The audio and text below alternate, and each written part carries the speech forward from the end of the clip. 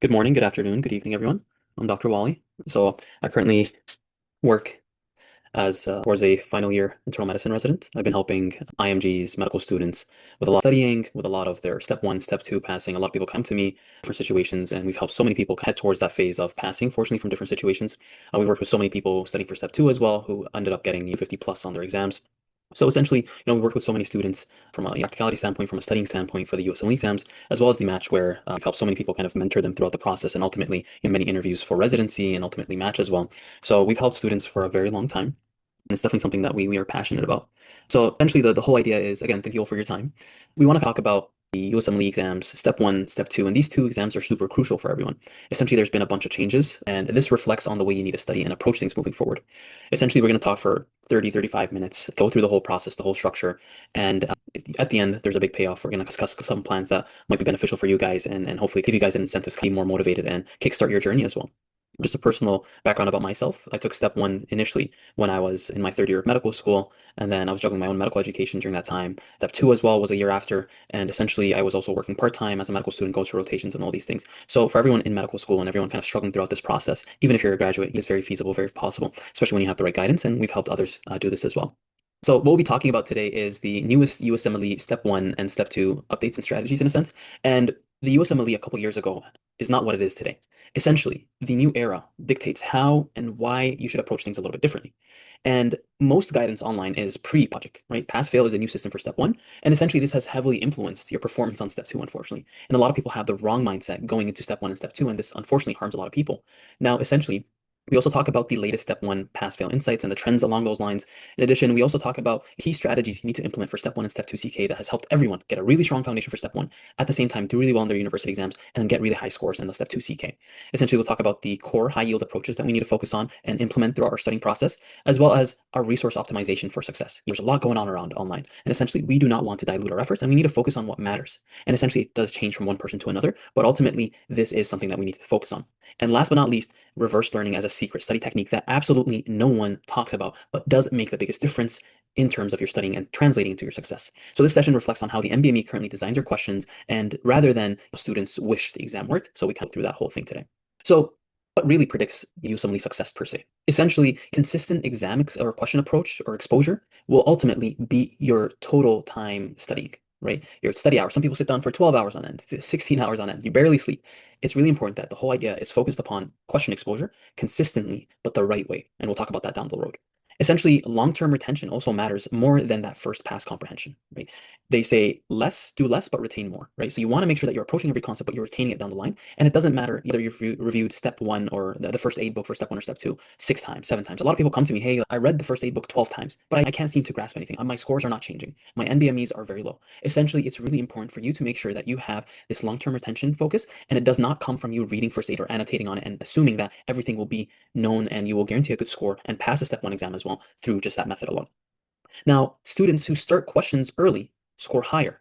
For step one, they get more comfortable earlier on, get a strong foundation, and then they score higher on their actual step two CK exam, right? So it's really important that question implementation early on is really important. And essentially, we'll talk about the key resources from that standpoint. So the biggest predictor of success is not intelligence, but it's the idea of feedback loops. And feedback loops is how you reflect and grow after every question. And ultimately, if you're still in university, if you're still studying, this will help significantly. So step one and step two are very different, right? They're different in practice in the sense that step one is very mechanism heavy, right? Versus management, or step two is very management heavy, right? So mechanism, how does this work? Management, what is the next best step? What should you do? Step one asks you the pathophysiology, why the disease happens, right? Step two is what should we do next? Of course, you need to identify the condition, but what should you do next? Imaging, labs, management, what is the next best step? Step one is more molecular focus, a lot of biochemistry, a lot of nitty gritty molecular details, management in terms of genetics, in terms of certain guidelines. So step one is more molecular focus. Step two is clinical prioritization. You as a clinician, can we trust you? What is the next best step for you? And then step one, like we mentioned, pathophysiology is focused, the why things go wrong and when they should be normal in certain pathologies. And step two is more risk stratification, focusing on the prognosis, focusing on the risk factors look like as well. So studying for step two, step one is your quickest way of underperforming. Very different approaches. And unfortunately, a lot of people come to me and they say, hey, I just passed step one, but my step two scores don't look good. I don't feel confident going to the exam. It's because you're not approaching these two exams the right way. They're very different approaches and you need to focus on that. Essentially, step one at this point, it's a foundational safety exam. It's pass fail, sure, but that does not mean you neglect making or performing or putting together a strong foundation.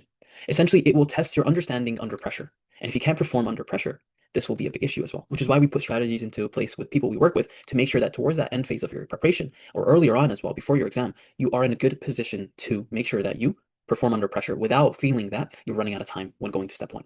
Essentially, the whole idea is there's fewer isolated facts and more integrated stems. You'll notice that there's so many systems in place working together in one question, and you need to make sure that you develop a system where you're able to pull out the key terms, the key identifying factors, and ultimately make sure that you reach the right conclusion, the right answer. And of course, mechanisms, understanding them, beats and trumps memorization. People memorize, thinking that this will be the reason why they pass. But even if you pass, you are setting yourself up for failure for step two and even step three down the line. Right? If you're applying to residency, step two matters more at this point and getting that done to apply. But nonetheless, make sure you understand the mechanisms, why things are right, why things are wrong, and when they can be right. When you answer a question, you're answering not one question, but rather five, because your answers, the wrong answers, you have five options. Those are five options you can learn from and expand significantly. So integrating these and making sure that you understand the reasoning heavy stems as well, because a lot of these questions don't ask you mostly memorization facts, but rather your understanding, your reasoning behind these. And developing the structure is not about intelligence, right? It's about understanding the system. And again, step one, the reality of it is, do you understand why this happens? And can you apply it to a STEM that looks super noisy and crowded? So unfortunately, many people fail the USMLE step one exam, right? And have this illusion of competence. I know a lot of people, super smart, did really well as international medical graduates, as local students here. Essentially, they do really well on their exams in university or in their medical school, but they have that illusion of competence. Step one is probably the hardest exam in the world, just generally speaking. And essentially, you have this false competence that you did well in university. Ultimately, I'll do fine in step one. But there's a lot of strategy in place. And even if you know the knowledge, there's a lot of reformatting in how you approach this knowledge for step one. Essentially, you recognizing things as well does not mean you remember them, right? Sometimes you look at a question and like, oh, I'll understand it when I see the question, or I'll know it when I see the options, but that does not happen, right? So recognition is not something that will lead to recall, and having a good system in place. Active recall, spaced repetition is really important. And of course, no error analysis, meaning that you just did a couple questions, you just approached a topic, you need to implement something called error analysis. Essentially, it's a feedback loop, you understanding your weaknesses, your strengths, and being honest with yourself and having the right mentorship as well, which is something we help with as well. But essentially knowing what went wrong with every question and tackling it in a reverse manner, right? And of course, late question usage. People say, hey, these question banks are expensive, or you want to keep these question banks because they're gold standard until late into my preparation. But that is incorrect, right? Especially utilizing the reverse learning technique. But late question usage is probably one of the biggest reasons why people fail this exam. Essentially, you want to start using question banks as early as possible. Start exposing yourself to concepts and how they are usually tested on the step one and step two exam earlier on in your preparation phase. The earlier, the better. Right. And number one, reading feels productive, but produces recognition, right? Essentially, you don't want to read. You feel like you're doing something, but it does not really recall or help you retain information.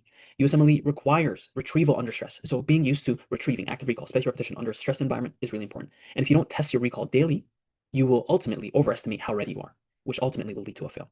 Now, step two CK is super crucial now, right? It is the new king in a sense, right? Essentially, this is what program directors will use to judge you and your performance when it comes to your residency applications, right? It's important to pass step one on your first attempt. And if you have an attempt before in step one, that's completely fine. We've helped so many people recover from this, get a strong step two CK score. And even this season, I've worked with so many people with an attempt on step one, but we strategized and we worked their things around, and now they're getting interviews for residency. Essentially, this is what primarily residency programs will look at, right? If you have a decent score, you meet their cutoff, this will be something that will meet their screening metric. So program directors will use this now, and it's important to set yourself up really well for step two. And that starts off with a strong step one foundation and passing it comfortably with the right mentorship and guidance, right? This will also predict intern performance. Essentially, you are studying for these exams, and I think a lot of people in university should start studying for step one and step two and not wait for graduation, because you studying for this the right way and juggling your university commitments will help you improve your performance in university and be a top percentile student in your class, which also helps on your residency application, because the higher you are in your class, the more competent you are and the more likely you are to stand out for a program director in residency. Essentially, this will help you significantly improve your performance in university as well. And at the same time, you're saving so much time. So why delay until later when you graduate, when essentially every year out of graduation is a year that takes away from your chances of matching right away? And essentially, step two is clinical judgment focused. So this is really crucial, especially when you're towards those last 2 to 3 years of your university, depending on your system, where more clinical notations matter even more. So step two answers one question for programs. Can we trust this person to make decisions when treating our patients? And step two is where the content shifts, right? It's really important that you understand that step two teaches not binary decisions, but rather how you can distinguish from long question stems. And this is essentially where you start to develop this understanding of prioritization. You'll understand quickly after you approach the step two logic, is this patient stable versus unstable? This question asking us to treat or test. And is this patient being treated in the inpatient or outpatient setting? This applies to internal medicine, surgery, family medicine, pediatrics, psychiatry, surgery. Essentially, this applies to everything. And once you understand this logic, you simply have less decisions to make and less overthinking, and it becomes a aha moment for many students. Once you understand this thought process and really get the hang of it, this applies to real life medicine as well as your exam performance and elevating yourself. Now, this is the biggest mistake, right, that many people do for step one and step two. essentially studying like these are school exams. If you're studying for these exams as if they're university or medical school exams, unfortunately, you will not perform well on your step two, and you will possibly either fail step one or barely pass and have a very weak foundation for step two. Essentially, you need to make sure that there's a system in place. And the reason why I say study for step one and step two during medical school is because if we have the right approach, we can essentially make sure that our performance is really good for our university exams. But if you're studying primarily for your university exams and then trying to implement a strategy for step one and step two, you will not benefit whatsoever, and this will hurt your performance for both. So there's a certain strategy in place that I'm very happy to go through. It changes from one person to another and different strategies, different curriculums for different medical schools, but essentially we can significantly help you with that as well. Essentially, people prioritize content before questions. And that is a big mistake. It's not about learning content, going through first aid 2 passes, 3 passes, then moving on to questions. You need to prioritize your questions first, learn the system, learn exactly what they're looking for, and then reverse learn, which we'll talk about in a second. And of course, examining or lack of understanding and ignoring what the exam psychology is. The way step one and step two testings, the USMLE generally speaking, they're not testing your knowledge volume. How much do you know, right? Which is a lot of misconception around this exam, but rather how you can create efficiency, an effective mechanism to make decisions, right? It's testing decision-making efficiency. Essentially, when you ignore the exam psychology, hey, when they ask this, when they highlight these buzzwords, when they say these things, these key exam findings, this is what they mean, this is what they're looking for. These are the mechanisms they're looking for, right? So when we understand the psychology, it helps us significantly for step one and step two, but also for our actual exam performance. And I know for sure, once you study the right way for step one and step two, your university exam performance will skyrocket and you'll be more competent than many people in your batches. So the reverse learning technique is a super crucial one. Essentially, it is one that has completely revolutionized how people study, and it goes off of how residents and clinicians work in the real setting, in real life. Essentially, residents learn from mistakes on rounds, right? And reverse learning replicates this feedback loop artificially. Essentially, you make a mistake, you understand this mistake happened, and you go back and see where the weaknesses were, what went wrong, and you analyze the situation ultimately, put a plan together to tackle this issue, and essentially, moving forward, you stop making these mistakes. You build a stronger framework. And remember the last time that you might have made a mistake, where in a sense you feel like, let's say someone hurt themselves looking. You next time in the future that this mistake led you to feeling pain. So you need to make sure that you don't do this again. So essentially, the whole idea behind this is making sure that you have an artificial feedback loop, right? So this is why this works faster, sticks for longer. Essentially, prioritize your questions first. The gold standard question bank for step one and step two is UWorld. There's Amboss question banks, which are excellent as well. But again, if you have still 6 months up until your exam, focus mainly on UWorld.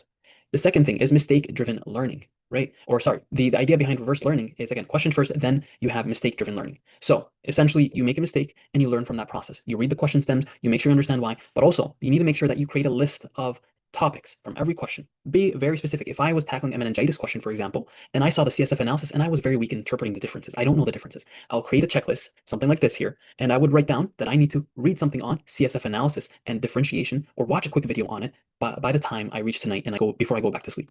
We say that do these things before you go back to sleep because reading and watching videos is low maintenance and you want to use the least energy possible. So do that at the end of your day. Essentially, targeted reinforcement needs to be implemented as well during this process. So we said questions, mistake-driven learning, then targeted reinforcement with Anki. Essentially, this is super crucial, right? Anki is super evidence-based. I cannot emphasize this even more. A lot of people get really anxious and worried about this software, but essentially these are flashcards that are digitalized. And what Anki does and the evidence behind it is spaced repetition and active recall. It will show you the information and the cards that you need to learn and know before you forget them. And they're very specific to one person to another. It takes your data when you're answering them, and you need to do it consistently every day and make sure you have a schedule in place. And ultimately, it will make sure that you never forget concepts after you revised it and reviewed them the first time. It saves so much time and makes sure that the information you need for step one carries through and then goes into step two. For example, I did sketchy pharmacology and sketchy micro while I was still in my first 2 years of medical school. I'm now treating patients and I still remember these flashcards. I still remember these sketchy pictures. Anki is very crucial. So targeted reinforcement with Anki, and there's amazing decks that we can talk about down the line that make things super efficient, super seamless, and you don't need to waste time making cards. For example, the Anking deck, which is a very famous deck, has cards from UWorld, it has from Amboss, it has from Sketchy Micro, Sketchy Pharmacology, it has from Boards and Beyond, Pathoma, all the resources you can think of, it's already made. And all you need to do is take them and do them. You simply need to do them. And then essentially, this system will mimic real clinical learning. You will learn even more, even faster when you go into the clinical setting, when you're practicing, when you're on rotations. And essentially, this will all force your retrieval and will ensure that you're correcting your mistakes. And ultimately, this is why this works faster and sticks for longer with everyone I've worked with. So there's a concept called the USMLE decision tree. Essentially, I want you to put yourself in this framework, right? When you're answering questions, right, you need to ask yourself, when you miss a question, did I not know this concept? If you don't know this concept, the approach is different. Did I know it but fail to apply it, right? It's really important that you recognize this as well. Did I misread the stem? If you misread the STEM, then that's a completely different situation that we need to deal with. And did I overthink the answer? Some people, they choose the right answer correctly initially, and then they overthink and they switch. Understanding these habits and these trends of yours will ultimately create a good strategy in place for you to get a good score at the end. And then how do you apply this? If you have a knowledge gap, then you need to make sure that you unsuspend the necessary Anki cards related to these knowledge gaps and address and review, read concepts, watch videos, but make sure that you have Anki implemented into the system. Is there a reasoning gap? Do you not understand and know how to put it together, these concepts? So you need to make sure that you review the explanation logic, essentially meaning that you understand why things happen in these question stems and what they mean in these questions, right? And essentially, once you understand the explanations and the logic behind how they build up to an answer, you are closing your reasoning gaps. And is it a reading error? Essentially, this is an easy fix. You need to slow down and identify based on one person to another, right? How do I approach these question stems so that I avoid? And reading questions and approaching questions for step one is very different from you approaching them on the actual exam. So make sure that you have a specific strategy in place and we can help you analyze this, especially when we kind of work with you. Essentially, slow down, really recognize, and don't approach your questions just like your university questions or old questions you've done in the past. You need to start in the reverse mechanism where you read the answer at the bottom, where you read the question first, look at the glimpse at the answers, and then quickly jump back to the top and highlight key buzzwords that will help you rule in and rule out diagnoses. And lastly, are you overthinking? Then you need to make sure you implement training. You get in the habit, you practice eliminating distractors. Get in the habit of eliminating options first before you select an answer. So essentially, this will teach you how to review questions properly. And most students, unfortunately, never learn this technique. So make sure that you have this memorized, you have this focus, and we can help you implement this process at a more specific, more detailed basis when we work with you. So why is Anki non-negotiable? And I highlighted this very briefly, but essentially the evidence behind it, the science behind it that has been proven with research, essentially is spaced repetition, meaning that you space it out enough where you never forget the concepts, as well as active recall, forcing you to be in a habit where you essentially have to recall it, right? You have to be in a situation where you try to spit out the answers, spit out the reasoning, the rationale. And these mechanisms are evidence-based, which will ultimately boost your performance. And this will prevent relearning cycles. How many times have you said, oh my God, this is the seventh time I've seen this concept, but I still need to relearn it? Right? It is because you're not implementing a system that Anki implements, which is spaced repetition, active recall. And the reason why I love Anki and I believe in it firmly and wholeheartedly is because it does it automatically for you. And with the new implementation of AI and data, in a sense, it will start to prioritize based on your specific weaknesses and what you are likely to forget first. It will show you those cards and those pieces of information first. And essentially, it will convert your exposure into memory, from short-term young memory into long-term mature memory, right? And essentially, reviewing questions emotionally will waste your time, but reviewing them diagnostically will help improve your scores, and that's exactly what this will do.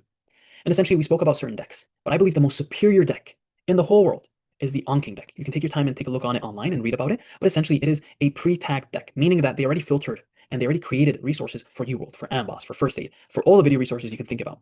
And essentially, it will save you tons of time, hundreds of hours. You cannot underestimate this. And these cards, if you use it strategically as well, you can use it to study for your actual university exams when you recognize and compare and reflect to the actual lecture content.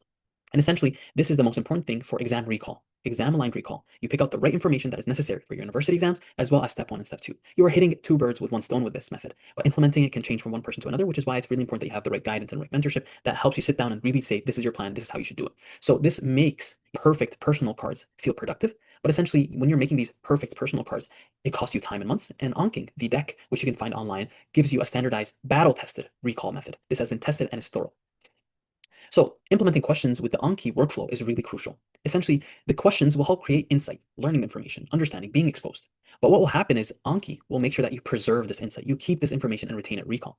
And then Anki requires daily repetition. Never skip a day, right? And if you skip a day, at least do a couple cards or do something to reduce that workload for the next day. Essentially, this daily repetition will build the confidence you need and reassure that you never need to open First Aid from top to bottom ever again. If you do questions without Anki, your knowledge and your insight will fade. But if you do it with Anki, then you preserve it. If you do Anki without questions, your context is missing. So together, they need to work together. They eliminate that wasteful of time. So here's an issue that many people have when they study for step one and step two, the resource overload problem. Essentially, you are cognitively overloading yourself. You are, people say, I want to do this resource, read this book, do First Aid 10 times, watch these videos, do this. That's not how it works. Cognitive overload will reduce your attention and waste your time. And you can utilize this time doing more productive things. Have a social life, enjoy family and friend company, sleep. Right? This is not the way you study for step one and step two. Essentially, frequently switching different study methods and different study styles and different switching resets your progress. That is why people plateau. That is why people have a downwards curve, right? Instead of you going up in terms of your score trajectory, you're either plateauing like this or you're even having a downwards trend. And this is the last thing you want before your exam or studying for these exams. Essentially, the whole idea is depth and resource mastery beats volume. And again, this changes from one person to another. That is why having the right guidance, the right mentorship with the right people who have helped others do it and have done it themselves is really crucial. Every resource and every new resource you implement will reset your learning curve. So mastery requires long enough retention, long enough commitment to see these patterns. So here are the core resources that I want you to stack, right? And again, The specifics behind these will change from one person to another, but the core things are U-World, which will influence and make sure that you have the right thinking training for these exams. And then, of course, Anki, which will ensure that you have the right memory system. Again, if you are in different phases of your preparation, if let's say you have your exam in 6 weeks right now for step one or step two, your approach is very different. Again, you need the right guidance to make sure that you are not hurting your performance. Any mistakes during that crucial time, which we call dedicated, can really hurt you. But if you're starting early on enough, right, again, your strategy is different. Let's say I got 3 months, 4 months, 6 months, 9 months. Strategies differ based on the time frame. So that's important to recognize what will work and what doesn't work using these systems, and it changes significantly. But having the right guidance helps significantly. Again, first aid is an amazing resource. It can be used as a framework, just as a quick reference tool, but don't use it from top to bottom to recognize what you're looking for. Don't use it as your guidance or your initial learning tool. And then lastly, different video resources help with different concepts. So for example, the gold standard for pathology is Pathoma. For for pharmacology and microbiology, it's sketchy pharmacology and sketchy microbiology. For anatomy and physiology, you're looking at Boards and Beyond. So different resources help you tackle different things. But again, you don't want to waste your time. It's only for clarification, for understanding. If you like Amboss, for example, in the library, you can use that, for example. That's completely fine. But having a system in place and getting the right guidance is really important. And this teaches you how to use the resources differently for different purposes, not just what to use. And essentially, you as an IMG, you need to make sure that you don't leave margin for inefficiency, because that ultimately will delay your pathway, delay your timeline, and this will hurt your scores. Why waste all this effort? I've seen it myself. I've worked with so many people who have unfortunately had so many inefficiencies in their studying, in their guidance, in their preparation. Ultimately, they failed step one, they failed step two, or got really weak scores that harmed their chances of matching to residency.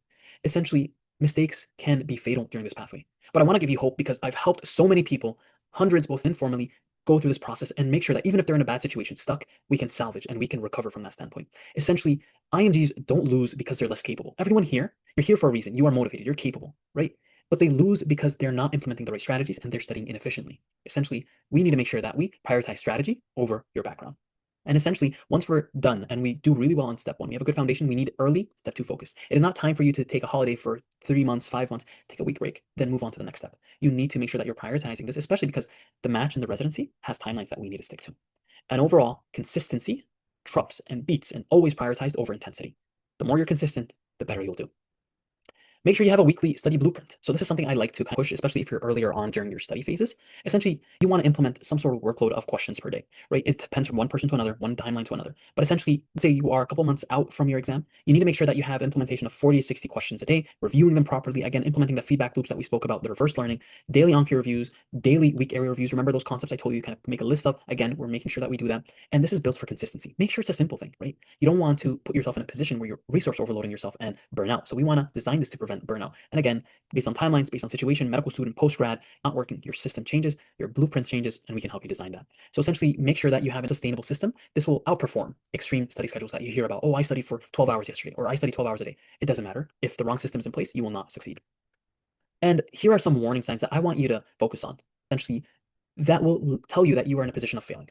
If your scores start to plateau or even dip, right? If your scores cut like this, or they start taking a downward trend, we want to make sure that we revise our strategy, make sure that we're taking a step back and don't proceed to the exam. Essentially, plateau refers to a system failure. It's simply not working at this point. We want to always have an upward trend, and this will help predict our performance for our actual exams for step one and step two. Essentially, people avoid questions. If you avoid questions, this is a bad sign of failing for step one and step two. So you want to make sure that you avoid this, right? And essentially, another warning sign is rereading your notes, right? This will not translate into success at all, right? Rereading your notes repeatedly will not help whatsoever. And essentially, changing your system so much, right? You keep changing, you're resetting your progress. What needs to change is not your system, but rather your effort, your focus. So we need to pivot early instead of grinding and studying so hard for so long, because then we're wasting so much time. It's about efficiency and not wasting. And essentially, you want to avoid failing, and avoiding failing comes with the right mentorship and guidance, essentially, which is why I created this whole USMLE Master Path project, which essentially is an initiative that we have created to help IMGs really thrive and succeed. Essentially, it's built on 4 major pillars. You have the first pillar, the structured education pillar, where essentially we are making sure that we know exactly what you need to do, a structured roadmap, a clear curriculum for you, how you approach every step. So essentially, as soon as you join, you'll get a content base for step 1, step 2, and step 3, how to approach the exams from day 1 up until the day before your exam, and this will be accessed to you as soon as you start.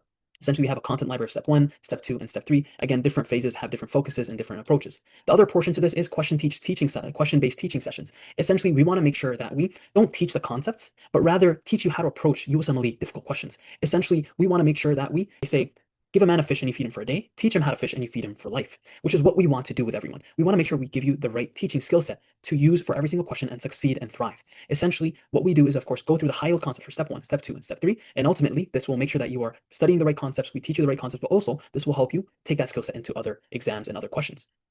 The other pillar is the mentorship and strategy pillar. Essentially, we want to make sure that we go through things together with you, right? We want to make sure that as soon as you join us, we want to make sure that you are on the right path. We are putting the right strategy together. Essentially, this means that we will reach out to you. We'll have you fill in a diagnostic form so we have a good idea of everything, and we'll have a meeting with you to put everything together. We'll have monthly meetings to make sure that you're on the right track with experts who have done it, helped others do it hundreds of times before. Essentially, when you join, you'll fill in the form. We'll get an idea of what you're studying, your target score, your specialty of preference, if you're applying for the match, how long you've been studying, the resources you're using, how many hours you're able to dedicate, any performance, any scores, and what you want most from mentorship. Essentially, we want to make sure that we target what you want the most. And essentially, we'll give you our feedback, we'll give a structure plan, and we'll make sure we fill in a form that you'll get so you have actionable steps that you can take moving forward, and it's all written on paper.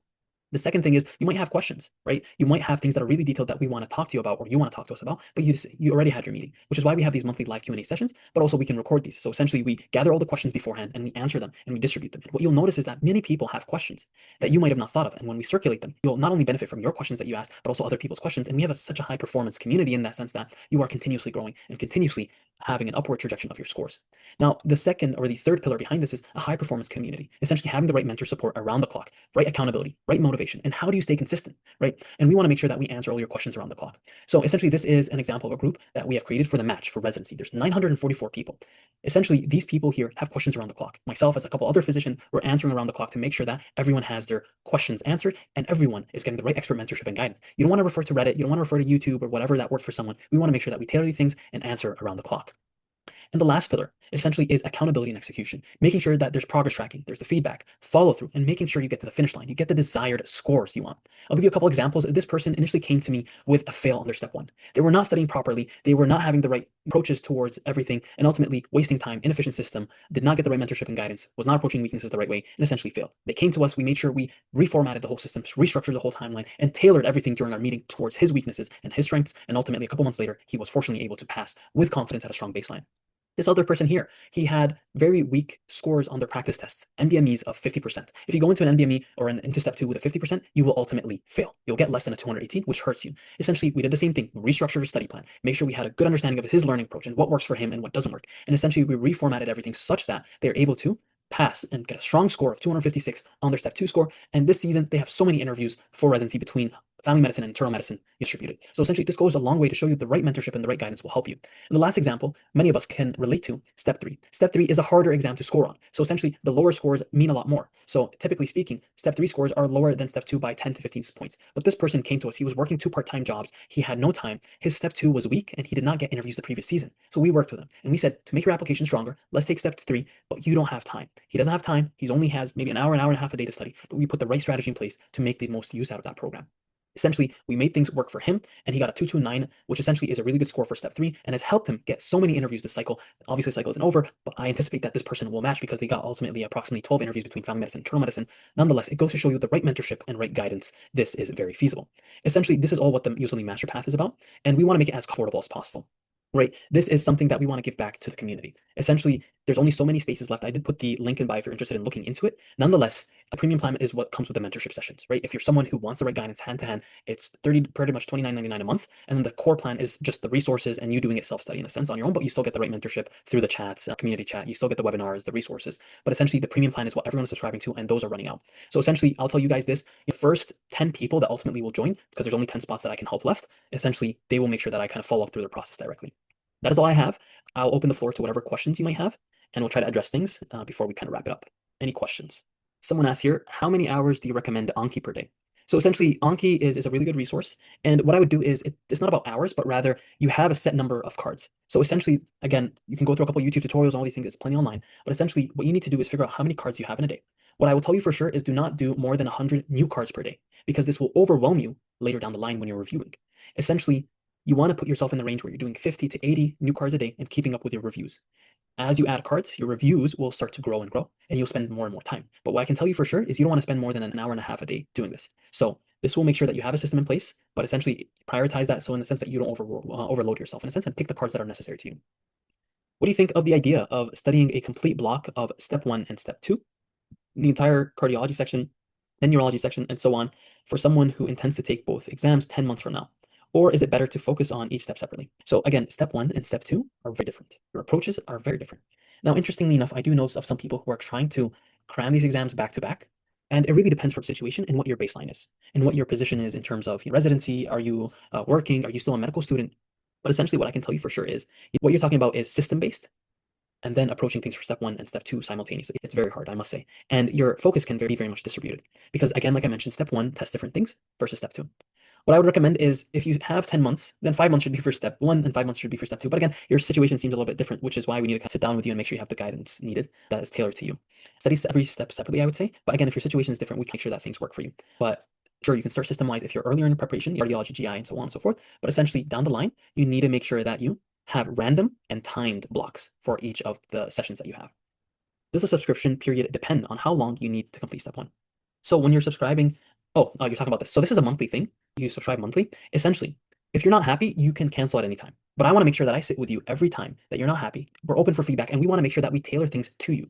If you're not happy, tell us why and we will fix it. We will make sure that we adjust things so that you meet what you're looking for. Because everyone's looking for mentorship very differently. And we want to make sure that we address things towards what you're looking for. If you're not happy, we continue to work with you until you're happy. If you want to cancel at any time, you can cancel at any time. And essentially, we want to make sure that everyone is getting the right mentorship and guidance. And unfortunately, it's a very expensive process. So we want to make sure that there's an efficient and very cost affordable option out there for people who really need it. Essentially, this for me is a passion project and I want to give back to the community. But unfortunately, it's very hard to do that without covering our overhead expenses, which is what this will do. But this will give us the opportunity to help those who are truly serious about pursuing step one and step two with the best guidance and the best mentorship possible from people who have done it before and helped others do it confidently. What Anki deck is best for step two? UWorld or Anking, or is it better to do both? I recommend the Anking deck. You can find it online, and essentially they have a really good plan in place where they have all the cards filtered based on UWorld, based on MBMEs, based on UWorld self-assessment, based on sketchy, microbiology. You can pick what you want. So they have a big deck that covers everything you need for step one, step two, and even step three. And I'll be honest, I use it for studying for my internal medicine boards right now. So it's a really good tool, and I recommend that you take a look at it. And they have a bunch of, you don't just subscribe to the Anking deck, you subscribe to their big library where you get access to other decks as well, which is a really nice thing. Any other questions? Where can we get Anki cards? So again, you can make your own, but it's a very inefficient system. It's a very inefficient system, and essentially, you want to make sure that you have some deck that has already created them. And essentially, UWorld, all other resources that we can mention, the Anking deck is an amazing deck. Essentially, if you know how to use it, it's an amazing way that you can do it, and we can teach you how to do that. We can host a webinar to kind of go through that process of how to use those decks. But there's plenty of YouTube tutorials online, but essentially that is the best deck. Use that, save a lot of your time. What other questions do you guys have? Good. So essentially, it's only open for the first 10 people that end up joining. We'll make sure you guys get this link. I'll make sure that if you end up joining, first 10 people today, right? If you end up joining, send me an email. I'll make sure that I personally track your whole progress, track everything, make sure everything's on board, such that we can also talk to my team and I make sure everything is given access to you and you get priority and all these things. So only first 10 people today. You end up joining, amazing, and that will be it. How could someone combine a stressful work schedule with step two study? So we come through that example initially, right? This person that was studying for step three, which is very hard as well, similar to step two in a sense, but 2 exam days, right? It's approximately 16-hour exam over 2 days, but essentially 2 jobs, juggling commitments. He had an hour and a half. Again, the strategy is very specific. That's why we need to sit down with you and make sure that we tailor things towards your circumstances. Will there be openings available next month? Essentially, honestly, it's very hard because you only have so many people with so much capacity that can work with people. So unfortunately, I can't guarantee. Essentially, I can only make this promise today. Essentially, if you end up joining by the end of today or within today, then we can make sure that you get that priority spot. We'll have to reassess things next month, but I can't guarantee it. And unfortunately, these prices will go up eventually. So if you lock in for this price, you will continue with this price forever up until you leave. And we, of course, want to make sure that we work with you until you are happy. Any other last minute questions?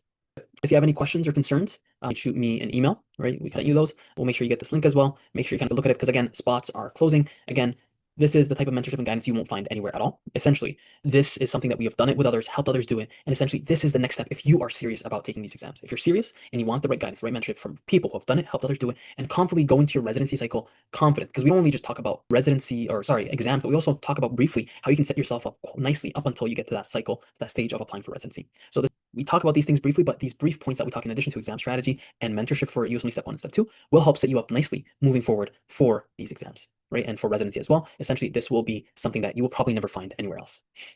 So make sure you can lock in. These prices will go up eventually. I anticipate within the next month, this will go up significantly simply because there's such high demand and there's only so much effort that myself and my team can do.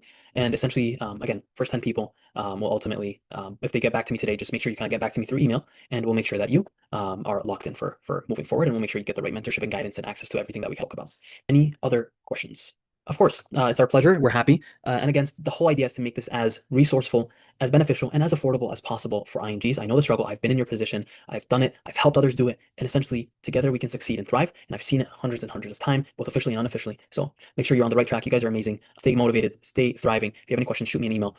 Again, 10 people join today, and we'll see you on the other side. All right. Best of luck to everyone.